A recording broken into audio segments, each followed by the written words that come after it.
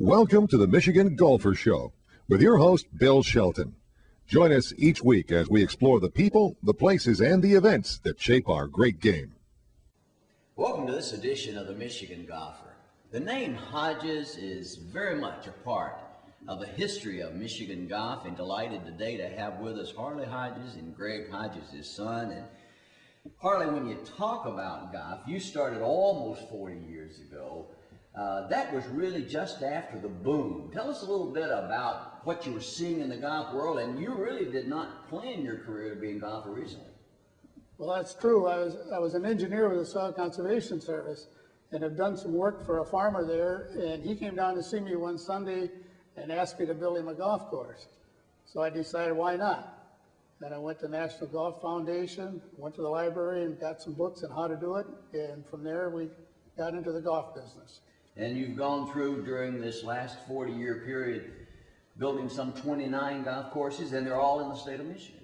Well, we actually designed 29 golf courses and built 10 of them, and a couple of them were in Indiana and Ohio.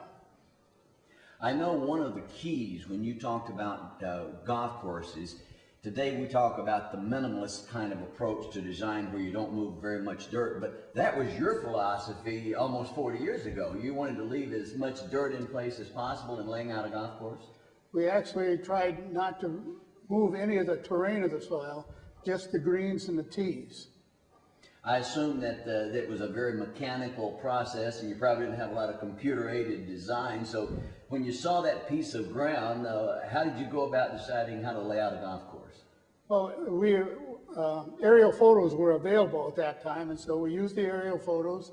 Then we actually walked the terrain and spotted the places on there where greens fit in naturally, and the rest of them we just built. Well, Greg, obviously both of you are PGA members, a life member for Harley, and you're also a PGA professional, but you've been involved in the designing courses. I suppose that probably from your earliest years, you've been involved in golf because of your dad's commitment. How did he bring you into the work?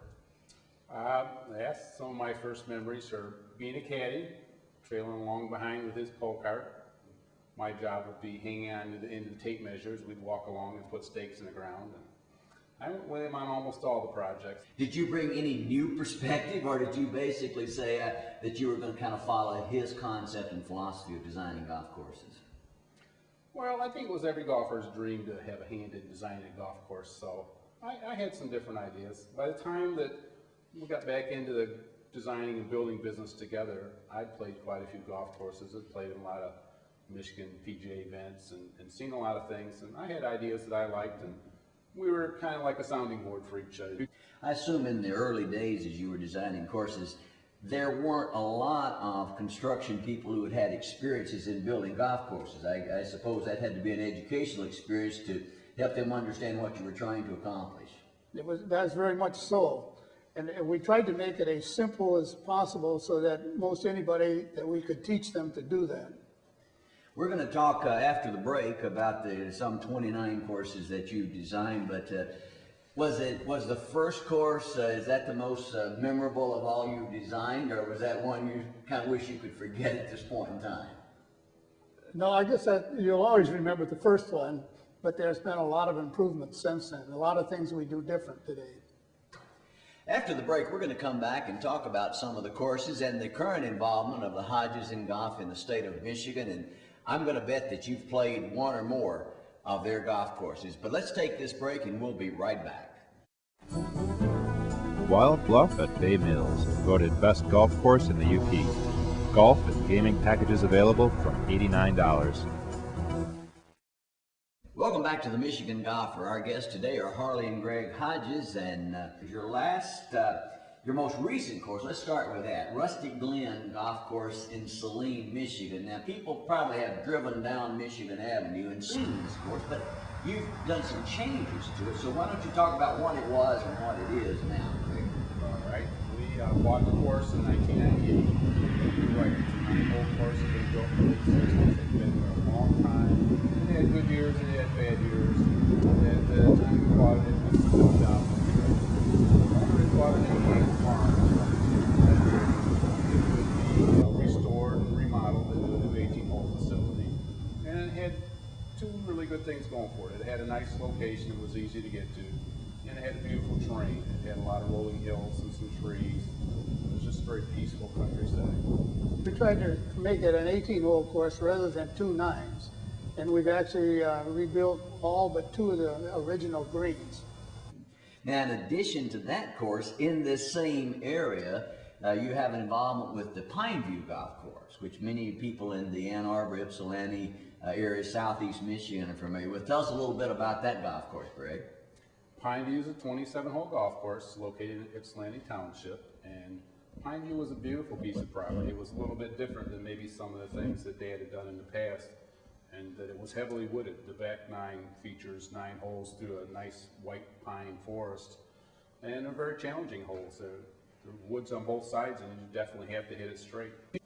You know, Harley, with the change in golf technology, even amateurs like myself can hit the ball a little bit further than we used to, and certainly the pros can.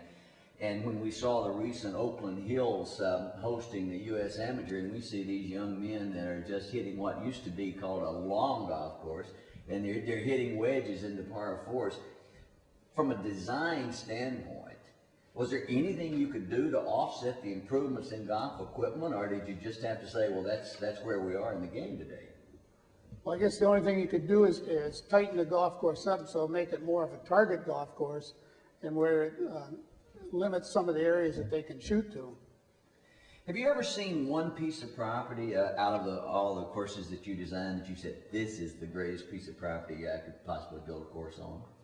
I don't know as you can say it's the greatest possibility, but one of the nicest one was Pineview Golf Course in Ypsilanti. Okay. So what's in the future? Oh, I think we both still enjoy playing the game, and we'll stay active. I actually have a son who's 22 and getting interested in the business, so I'm sure I spurred Dad on to his second career in designing and building courses, so who knows what the future will bring.